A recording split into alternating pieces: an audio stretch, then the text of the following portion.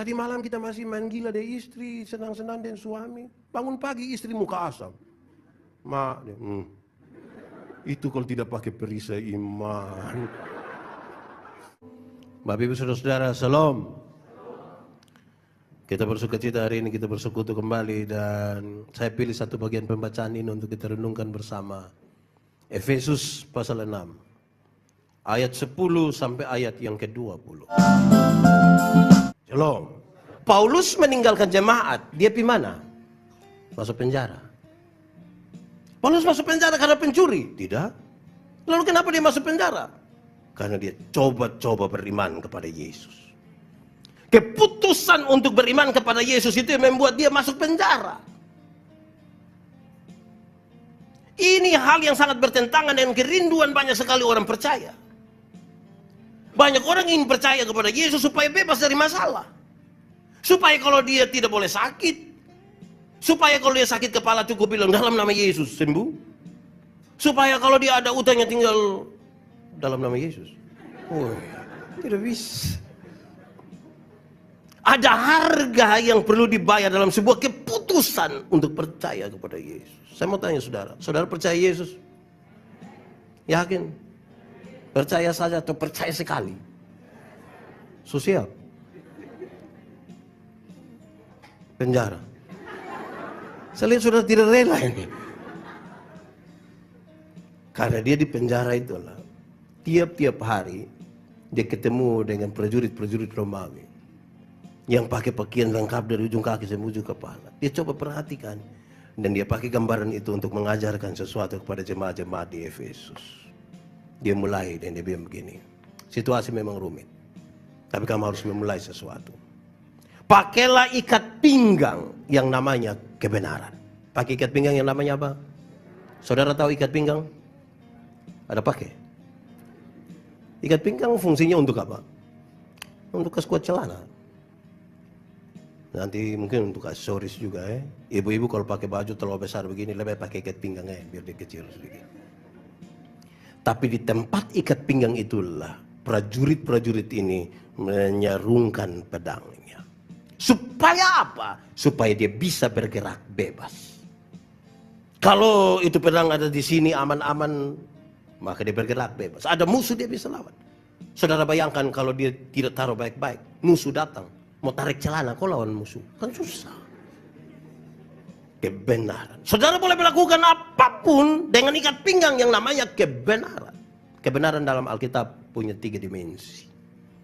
Dan itu hal yang harus menjadi serius buat kita. Banyak orang menyebut dirinya ada dalam kebenaran, tapi dia tidak tinggal sebenarnya dalam kebenaran.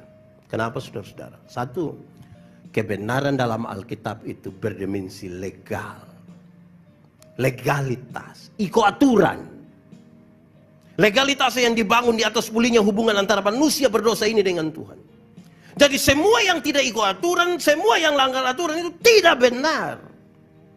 Apalagi aturan yang Tuhan punya. Salah, tidak benar. Di zaman seperti ini, COVID ini, paling bermasalah kita ketemu dengan orang yang tidak ikut aturan. Suruh pakai masker, kita bilang, Bu, kenapa tidak pakai masker? Dia bilang, kau paling mati. Wih, ketemu orang begitu kita cek itu. Kau paling mati. Nih, bapak su mati su bae, ma. Istri, anak, utang lagi. Ini kan kita pusing. Jadi ikut aturan itu paling baik.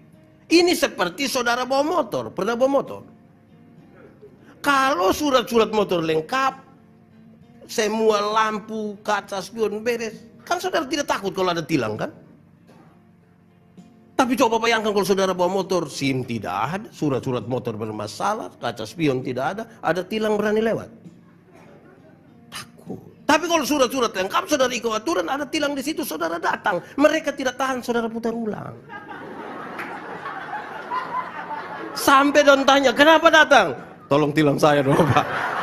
Jadi kalau ikut aturan itu aman. Yang biasa sembunyi-sembunyi itu kan tidak ikut aturan. Kebenaran dalam Alkitab punya dimensi legal. Yang kedua, saudara-saudara, kebenaran dalam Alkitab itu punya dimensi moral, moralitas.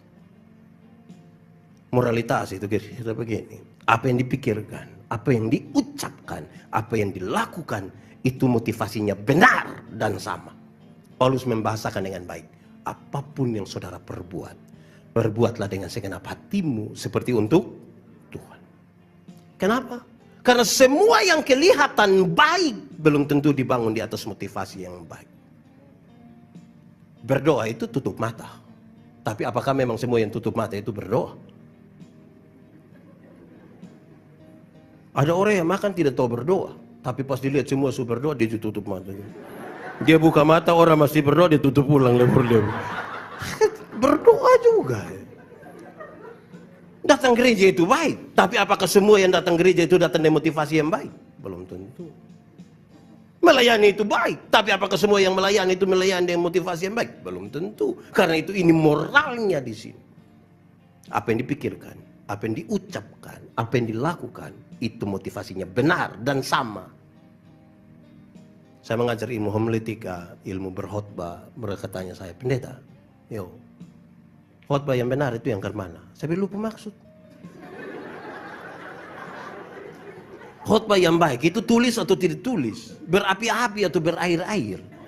Saya bilang khotbah yang baik itu bukan soal tulis atau tidak tulis, bukan soal berapi-api atau berair-air. Khotbah yang baik itu ialah omong karmana, bikin begitu. Jangan omong lain. Awas oh.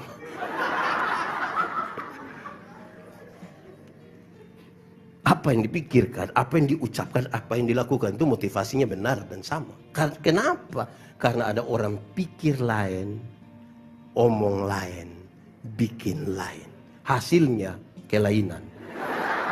Jadi kalau saudara ketemu orang kelainan, itu karena tidak sinkron antara apa yang dipikirkan, apa yang diucapkan, dan apa yang dilakukan. Kebenaran itu punya dimensi itu, moral. Yang ketiga, saudara-saudara, kebenaran dalam Alkitab itu punya dimensi sosial. Sosialitas. Sebuah kepekaan untuk turut mengambil bagian dalam penderitaan orang lain. Kita memang ada susah semua. Siapa di sini tidak susah? Ada yang tidak susah di sini? Saya lihat saudara susah. Tapi kepekaan untuk turut mengambil bagian dalam penderitaan orang lain itu menjadi penting. Apalagi zaman sekarang. Kita ini kan makin tidak peduli satu dengan yang lain. HP berhasil untuk mendekatkan yang jauh dan menjauhkan yang dekat. Kita asik sendiri. Sendiri itu. Kita abaikan ya orang-orang yang ada di sekitar kita itu. Sudah begitu tambah corona lagi kita pakai masker kan? Kita pakai masker, kita jadi curiga dengan semua orang. Kita datang, kita begini, dia itu kita rasa tidak aman itu. Masker ini kan tidak bisa dipinjam juga toh. Siapa yang datang lupa masker, kakak, pinjam kakak pun. Itu bahaya itu. Dalam kondisi begini, kepekaan menjadi penting untuk mengambil bagian dalam penderitaan orang lain. Kenapa? Kenapa kamu harus mengasihi? Karena Tuhan lebih dahulu mengasihi saudara. Kenapa kita harus bersolidar dengan orang lain? Solidaritas itu harus ada pada kita. Karena Tuhan lebih dahulu buat kita. Kalau kita pakai ikat pinggang yang namanya kebenaran itu, ikut aturan, punya moral yang baik, dan punya kepekaan sosial, lakukanlah segala sesuatu. Aman toh. Pertama. Kedua, dia bilang begini, pakailah baju zirah. Baju perang itu yang bernama keadilan. Tidak mungkin pakai ikat pinggang tidak pakai baju itu aneh itu. Dia mau kasih tunjuk apa itu? Pakailah baju zirah yang namanya keadilan. Apa yang ingin disampaikan? Kebenaran tidak boleh berdiri sendiri. Kebenaran berjalan bersama-sama dengan keadilan. Di mana ada kebenaran harus ada keadilan di situ. Di mana ada keadilan, di situ harus ada kebenaran. Keadilan perlu untuk apa? Keadilan itu diperlukan supaya semua tuduhan yang dituduhkan kepadamu menjadi palsu. Ini Efesus yang kecil itu kan karena dong orang kecil tidak berdaya, orang suka om-om sendong. Tuduh-tuduh, mungkin orang gila, mungkin kasih tinggal. Keadilan itu akan membuat ini jadi palsu. Apa yang maksudnya? Apa yang saya katakan? Saudara, Pernah rasa orang omong kita pun nama kok? Pernah? Apalagi yang dia omong itu tidak benar. Pernah? Alami? Tiap hari? Itu kan rasa tidak aman kan? Rasa tidak suka. Lalu saudara sibuk untuk klarifikasi di Facebook. Kalau tidak tahu tentang saya, jangan omong ke tahu-tahu. Karena setan paling suka orang yang tidak tahu apa-apa tapi bikin ke tahu-tahu. Tidak semua hal perlu diklarifikasi. Apalagi di media sosial. Banyak sekali penuh dengan penipuan. Orang bisa tulis bilang, hahaha, padahal tidak tertawa. Hahaha, tidak tertawa. Ada dong pun cara tertawa, satu yang don tulis itu mengirikan. WK. Itu cara tertawa bagaimana? Aneh itu. Saya juga pusing itu. Tidak usah klarifikasi. Lakukanlah sesuatu dengan adil. Cukup. Adil itu kira-kira begini, saudara. Saya punya bapak, saya sebut bapak kandung. Saya punya istri pun bapak, saya sebut apa? Bapak mantu. Kalau saya kasih uang 100.000 di saya pun bapak kandung, adil kalau saya kasih 100.000 di saya punya bapak mantu. Supaya waktu saya punya istri tahu, dapat tangkap. Kalau saya kasih 100.000 di saya pun bapak kandung, dia marah. Lu toh? Kasih lu pun bapak uang terus. Tanpa saya bicara, dia pun bapak yang akan kasih tahu dia, jangan marah lu pun suami. Dia juga kasih saya 100. Adil kan? Sebab kalau saudara tidak adil, saudara pun cara kasih pasti sembunyi-sembunyi. Pasti ramah-ramah. Ame sudah. Ame kenapa? Ame itu perempuan. Itu kan masalah begitu. Keadilan itu, saudara, bukan sekedar berbagi sama. Keadilan bukan sekedar itu. Tetapi keadilan itu, kalau saudara menuntut hak, jangan lupa untuk jalankan apa? Kalau saudara ingin supaya jasmanimu dipuaskan, jangan lupa untuk seimbangkan dengan apa? Yang rohani. Saya kasih tahu saudara, kesuksesan itu ada dua. Satu kesuksesan yang tampak, yang kelihatan, yang bisa dilihat, bisa diraba. Dulu miskin, sekarang kaya. Sukses kan? Dulu tidak ada rumah, sekarang ada rumah. Dulu jalan kaki, sekarang naik oto. Grab. Sukses. Dulu tidak ada pengikut, sekarang pengikut banyak. Lantas sudah bilang ini sukses. Ya. Tapi ada kesuksesan kedua. Kesuksesan kedua itu disebut sebagai kesuksesan batiniah di sini. Spiritualitas yang sukses. Kenapa ini menjadi penting, saudara? Karena di sini ada kejujuran. Di sini ada kejujuran. Orang mungkin lihat kita puruma besar. Itu orang puruma. Dia tidak tahu. Dia tidak tahu. Kita yang tahu itu. Ngeri. Dia tidak tahu. Dan kita jujur di sini. Di sini ada pengakuan dosa. Di sini. Saudara tidak akan mengaku dosa di hadapan umum. Tidak akan. Paling yang standar. Bapak minta maaf tadi saya tidak bisa pergi ke anak doa. Paling itu saja. Tapi yang lebih spesifik, yang saudara tengah-tengah malam belum bisa tidur, tiba-tiba bilang, saya ada ide. Nah itu. Sulit saudara mengaku di sini. Nih. Pengakuannya di sini. Dan saudara tahu, di sini adalah benteng paling terakhir di mana saudara berhadapan dengan godaan-godaan di dunia ini. Roh memang penurut. Tapi coba angkat tangannya di pun daging Sulaiman. Biar kita berdoa nih. Ini di sini. Tapi mari kita jujur, saudara. Mari kita jujur. Berapa banyak waktu, tenaga, uang yang kita pakai untuk kesuksesan batin ini. Seolah-olah kesuksesan yang tampak itu teriakannya lebih besar. Sehingga dengan mudah sekali orang bisa mengabaikan kesuksesan batin ini. Tanpa keadilan. Pesta jam 5, ibadah jam 5, pilih Kalau pesta jam 5, ibadah jam 5, pilih mana? Pilih pesta juga tidak apa-apa. Jangan terlalu rohani juga. Yang menjadi masalah itu bukan pilih pesta atau ibadahnya. Apa yang ada di belakang kepala kita ketika kita memilih pesta. Bapak, kenapa tidak pilih ibadah tapi pilih pesta? Aduh Pak Pendeta minta maaf. Tuan rumah undang langsung. Kalau tuan rumah undang langsung, perasaanku tidak? Perasaan. Tapi kalau saya yang tanya, jangan jawab begitu. Bapak kenapa tidak gereja tapi pesta? Pendeta minta maaf. Tuan rumah undang langsung. Oh, Bapak mau Tuhan undang langsung.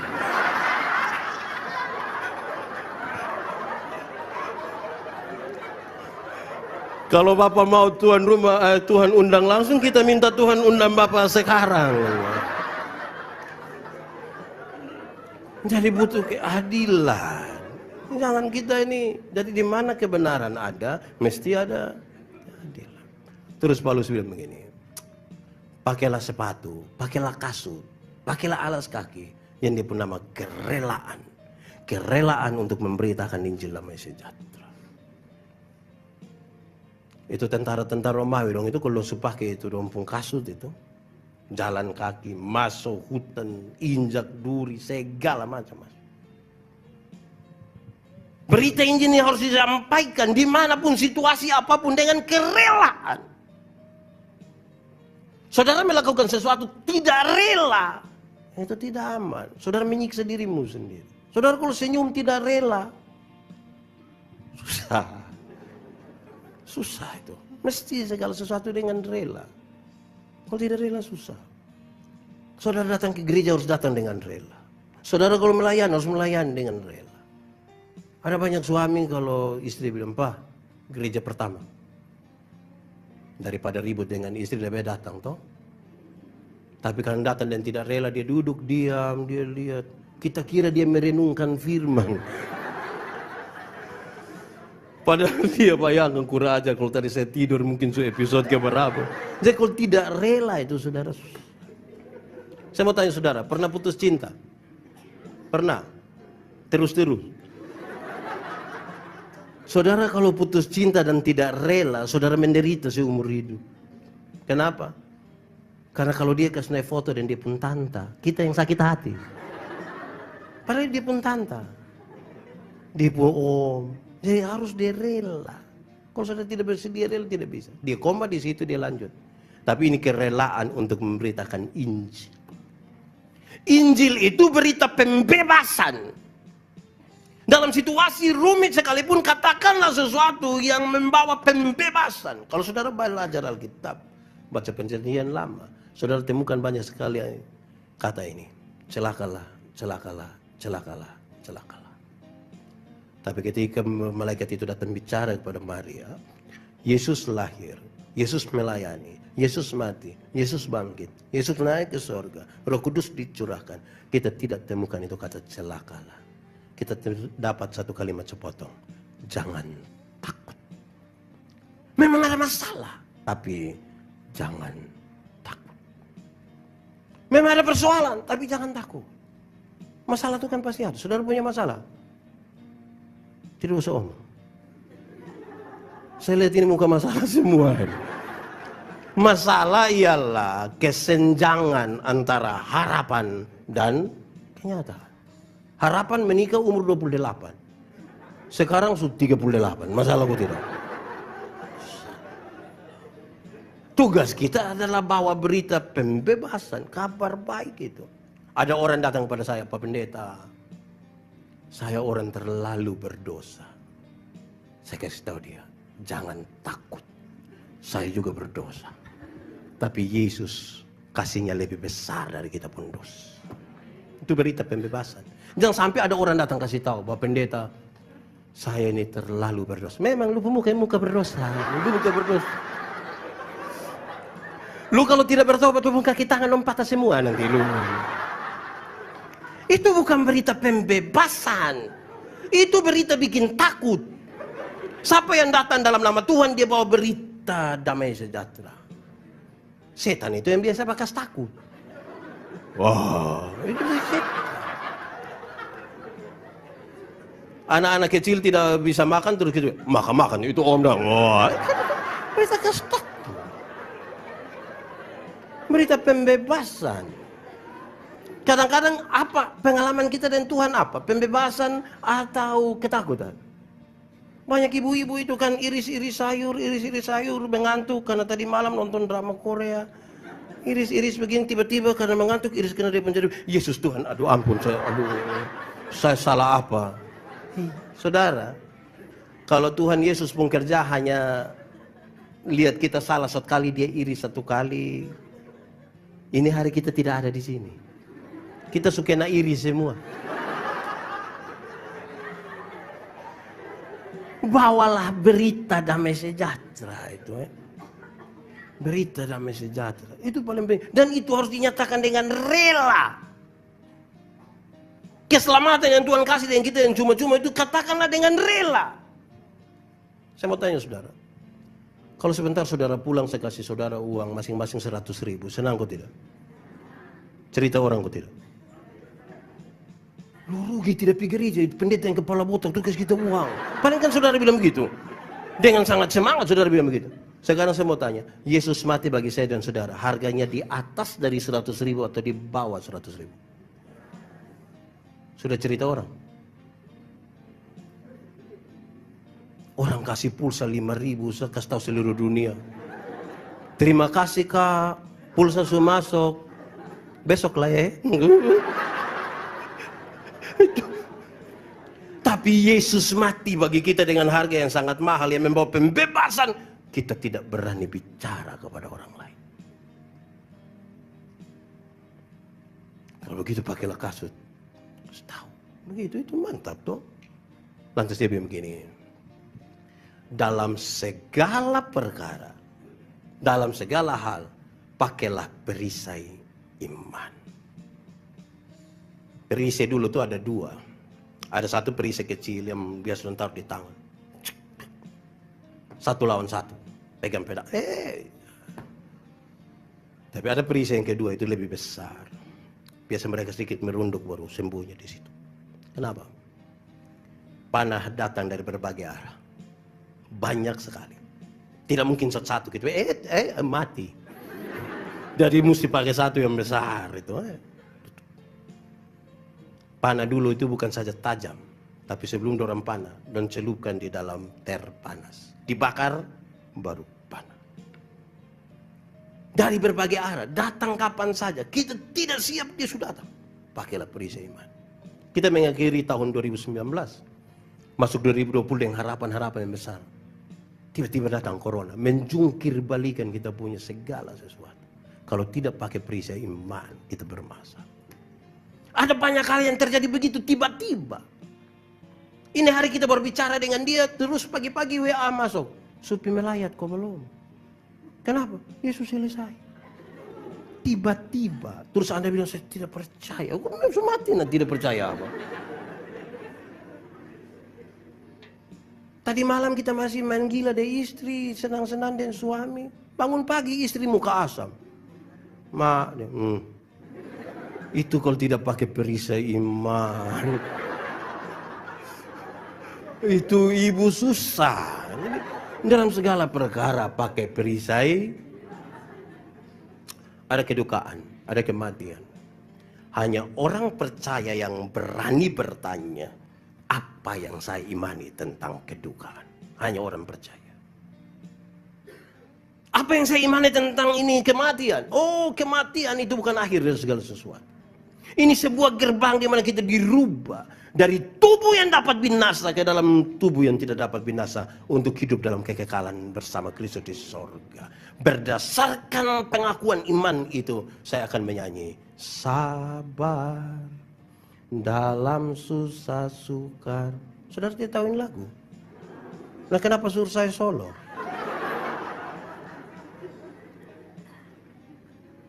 Jangan ada orang yang mati, ada sedih-sedih lah di situ karena numpung Bapak mari kita datang pakai Bapak sebelum firman saya satu lagu.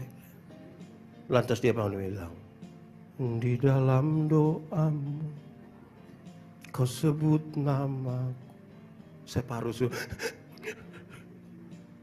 Di interlude-nya suruh anak kecil satu baca puisi dengan judul Ayah. Terus saudara kiri itu roh bekerja. Untuk segala perkara tanya apa yang saya imani. Untuk segala perkara. Terus dia bilang begini. Terimalah ketopong keselamatan. Pelindung wajah yang dia punya nama keselamatan. Buka masker ya. Pelindung wajah. Itu serius. Kenapa? Bicara tentang keselamatan. Kalau kita harus berdiri hari ini di sini. Kalau kita punya keyakinan iman nanti mati masuk surga. Itu semua karena Tuhan kasih. Kalau saya masih berdiri di sini itu karena keselamatan yang Tuhan berikan. Dan terimalah itu. Bahwa kalau kita masih ada ini hanya karena Tuhan. Dan kalau bicara tentang keselamatan hanya ada satu kata kunci. Pengampunan. Tapi ini serius saudara. Kenapa? Setiap kali bicara pengampunan. Tuhan Yesus ajar kita berdoa. Ampunilah kami. Akan kesalahan kami. Seperti kami mengampuni orang lain yang bersalah kepada kami. Oh, Tuhan ampuni saya seimbang dengan saya mengampuni dia. Seimbang. Jadi kalau saya mengampuni dia 2 kali, layak saya dapat 2 kali pengampunan. Persoalan kita adalah kita rindu diampuni, tapi tidak rela mengampuni. Padahal kalau saudara tidak mengampuni, saudara merusak relasi dengan Tuhan dan juga dengan sesama. Terus saudara tiap-tiap hari ada pada ruang-ruang doa, berlutut terus berdoa dalam relasi yang rusak tanpa pengampunan. Kita terlalu sibuk bicara banyak hal di sekitar pertumbuhan iman, tidak salah. Tapi kalau saudara mengabaikan pengampunan, saudara bermasalah serius. Karena kalau kita ada sampai hari ini, itu semata-mata hanya karena pengampunan. Pengampunan. Terimalah itu yang membuat kita bisa berdiri. Di sini ada yang bakal ada mantu. Ada kok. Fam apa dong itu? Belajar itu. Mengampuni itu bukan berusaha untuk melupakan masalah. Makin sakit hati makin tidak bisa lupa. Tapi membebaskan diri. Menyambut dia pun orang. Menyambut dia pun kesalahan. Sambil siap. Besok dia bikin kesalahan baru. Sehingga dalam pengampunan tidak boleh ada kalimat. Ingat pertama dan terakhir. Ini. 5 hal ini menjadi perlengkapan untuk bertahan. Terus Paulus bilang, tapi kamu harus menyerang. Kamu harus menyerang. Dia kasih 2 senjata. 1, dia bilang pakailah firman.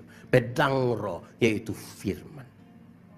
Firman itu yang membuat saya dan saudara ambil keputusan. Saya ambil keputusan, saya ikut yang ini saya tidak ikut. Kenapa? Karena firman bilang begitu. Saya tidak ikut ini hanya karena dia saya pun bapa. Tidak. Karena firman bilang begitu. Saya setuju dengan ini, yang ini saya tidak setuju. Firman.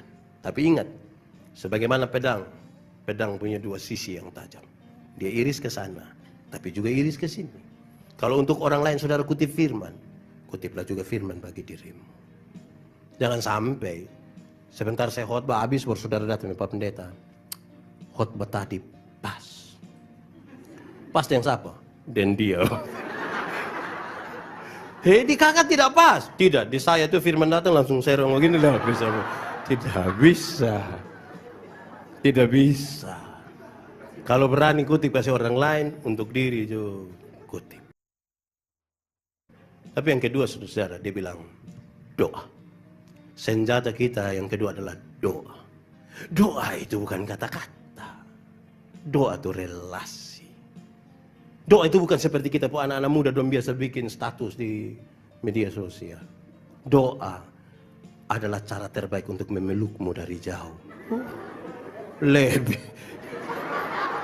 Doa bukan itu. Doa relasi. Kalau saya dan Pak Charles kami 2 relasi baik. Saya jalan kaki, beliau bawa motor, ketemu saya di jalan tanpa saya minta, beliau berhenti. Pendeta, gimana? Naik. Karena kami 2 punya relasi. Tapi kalau kami 2 tidak ada relasi, dia bawa motor, saya jalan kaki, ketemu saya di jalan, waktu berhenti juga. Tapi dia bilang, ojek om.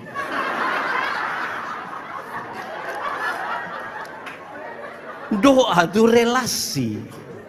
Banyak orang memperhatikan kata-kata, tapi lupa membangun relasi. Saudara, doa itu keputusan untuk memberikan seluruh pikiran dan perasaan kita Tuhan kuasai. Bukan kata-kata dan Tuhan saja. Memberikan seluruh pikiran dan perasaan kita Tuhan kuasai. Sekarang saya tanya, kalau orang yang memberi seluruh pikiran dan perasaannya Tuhan kuasai, hidupnya berkenan pada Tuhan atau tidak? Tapi orang yang tiap hari punya jam doa, tiap detik, tiap menit, tiap jam, tiap segala macam, tapi tidak memberi pikiran dan perasaannya Tuhan kuasai, hidup berkenan pada Tuhan atau tidak? Berdoa, keputusan untuk kasih pikiran perasaan Tuhan kuasai. Terus Paulus nasihat, berdoalah terus menerus, terus menerus, jangan berhenti, terus. Beberapa orang bilang saya, pendeta, Bapak berdoa begini, mah corona tidak habis-habis. Terus saya bilang, jadi kita dua berhenti berdoa. Tugas kita berdoa. Berdoa terus. Sampai kapan? Sampai menemukan apa yang Tuhan mau. Masih banyak kita berdoa untuk menemukan apa yang kita mau. Akhirnya banyak orang yang pendeta, saya berdoa sampai berhenti tuh. Karena kita lagi mencari apa yang kita mau. Kalau kita mencari apa yang Tuhan mau, kesaksian kita menjadi sangat banyak. Kenapa? Karena Tuhan bekerja bukan pada waktu kita berdoa. Jauh-jauh sebelum kita berdoa, Tuhan sudah bekerja. Jadi kadang-kadang pas yang kita pun mau, karena lebih banyak tidak. Jadi mari belajar. Yang kedua dia bilang begini, berdoalah sungguh-sungguh. Sungguh-sungguh. Terus menerus sungguh-sungguh. Tapi sungguh-sungguh apa? Bukan sungguh-sungguh berteriak. Bukan sungguh-sungguh menangis. Tapi sungguh-sungguh melepaskan beban. Ini saya pembeban Tuhan. Tuhan atur. Jadilah menurut kehendak. Kadang-kadang kita sungguh-sungguh menangis. Tapi tidak sungguh-sungguh menyerahkan beban. Seorang penjual es, seorang penjual payung. Dua-dua berdoa sungguh-sungguh. Yang penjual es berdoa supaya panas terus kok es laku. Yang penjual payung berdoa supaya hujan terus kok es laku. Mana yang menang? Ada pertandingan doa. Karena itu, serahkan Tuhan atur. Ada waktu panas supaya es laku. Ada waktu hujan supaya tidak egois toh. Yang ketiga dia bilang begini, berdoalah juga untuk orang lain. Jangan fokus di kita saja. Berdoa ini orang lain. Orang-orang tua dong itu, kalau mereka hanya berpikir diri mereka sendiri, mereka sudah selesai. Sudah pensiun, sudah ada anak cucu, rumah sudah ada. Pikir apa? Tapi ketika mereka berpikir tentang orang lain, doa mereka tidak akan pernah selesai. Kita ini kalau berdoa agak aneh. Di 1 menit pertama itu, Tuhan terima kasih, haleluya. Terima kasih Tuhan, luar biasa, dahsyat. Itu menit pertama. Masuk menit kedua itu daftar permintaan. 1, 2, 3, 4, 5, 20, 30, 80, 100. Dia bilang, ampunilah segala dosa kami. Dalam nama Yesus kami berdoa. Separuh sebelum ampuni ditambah 1 kalimat. Sebenarnya masih banyak yang ingin kami pilih. Nah 100 tadi kurang. Tidak salah. Karena kalau kita tidak minta kepada Tuhan, kita mau minta pada siapa? Tapi jangan itu 100 poin itu hanya untuk kita pun diri sendiri. Syafaat itu kan urusannya dengan orang lain. Belajar pikir orang lain. Gitu. Itu menjadi serius. Ini yang kemudian saya gambarkan sebagai sebuah bentuk kedewasaan dengan Tuhan. Kalau ini hal ada yang kita dewasa. Tapi saya bilang di mana-mana, dewasa itu ada 3. 1, dewasa biologis. Dewasa biologis itu yang itu hari kita pun berat badan hanya 37. Sekarang 73. Itu dewasa biologis. Dewasa biologis itu hari kita pakai celana nomor 27 tidak ada masalah karena perut rata saja. Sekarang kayak perut ada 3. 1, 2, 3. Siapapun bisa begitu. Makan tidur makannya cocok. Yang kedua, dewasa psikologi. Dewasa psikologi tidak tergantung umur dan berat badan. Umur 40 tahun mau tukang tersinggung. Sedikit-sedikit tersinggung. Sedikit-sedikit tersinggung. Sedikit-sedikit tersinggung. Tersinggung kau sedikit-sedikit. Orang baru lihat apa? Wah, itu hanya badan saya yang besar dia sesungguhnya. Yang ketiga, dewasa iman. Dewasa iman tidak tergantung berapa lama kita jadi orang Kristen. Tidak tergantung berapa lama kita melayani Tuhan.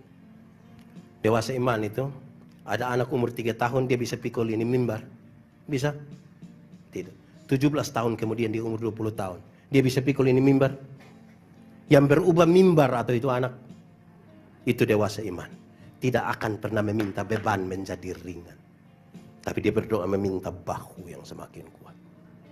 Karena dia tahu kalau Tuhan izinkan dia punya masalah, Tuhan tahu seberapa kuatnya dia. Untuk anak SD, Tuhan kasih soal SD. Untuk SMA, Tuhan kasih soal SMA. Pasti yang kuat. Orang dewasa iman tidak akan pernah meminta orang lain berubah. Tapi siapa yang berubah? Kita kadang-kadang terlalu sibuk suruh orang lain berubah tanpa mau rubah diri sendiri. Bagaimana saya menggambarkan selanjutnya? Ini yang saya sebut dengan nama kedekatan dengan Tuhan. Melekat dengan Tuhan. Pakai bahasa Kuba melekat itu apa? Makaditi. Tidak bisa dilepaskan. Makaditi. Menjelaskannya pakai lagu lama paling pas. Aku mau makan. Aku mau tidur. Pokoknya semua ingat kamu. Bayangkan kalau ada nona datang, terus laki-laki bilang, Kak, saya mau tidur di kakak muka. Saya mau jalan kakak muka. Saya mau kakak muka. Kakaknya beta. Sonde. Kakak bebas.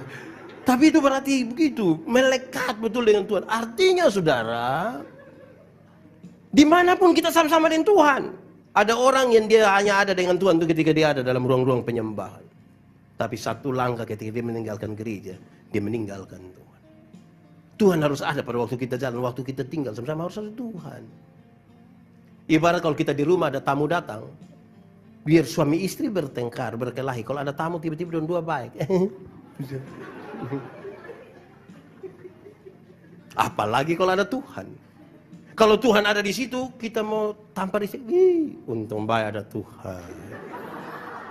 Setiap kali mau maki, untung ada Tuhan. Itu yang dia pernah melekat dengan Tuhan.